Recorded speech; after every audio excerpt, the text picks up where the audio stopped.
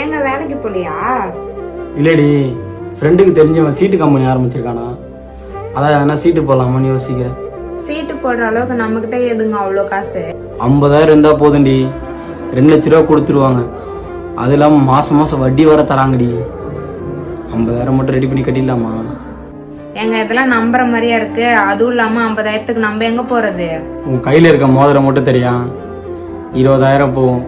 Balance நம்ம 30,000 ஏன்னா வட்டிக்கு வாங்கியாச்சும் கட்டிடலாண்டி. இந்தாங்க. என்னாச்சுங்க, ஏன் சோகமா வரீங்க? ஒன்றும் இல்லைம்மா.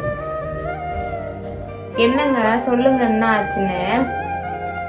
நம்மள ஏமாத்திட்டாங்கம்மா. 2 மாசத்துக்கு முன்னாடி நம்ம சீட்டு பணம் கட்டினோம்ல, அவனுக்கு கம்பெனி இஷ்டம் விட்டு போயிட்டானுங்கம்மா. என்னங்க சொல்றீங்க? ஆமாம்மா, அந்த 50,000 நம்ம விட்டு போயிடுச்சுமா.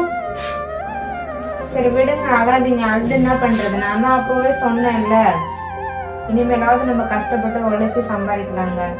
சரி விடுங்க, இங்க உழைப்பை விட எதுவும் பெருசு இல்லை. நம்ம 2 பேரும் சேர்ந்து உழைச்சி முன்னேறலாம், கவலைப்படாதீங்க. சாரிம்மா, இனிமேல் நான் உழைக்கிறேன், டெய்லியும் வேலைக்கு போகிறேன்.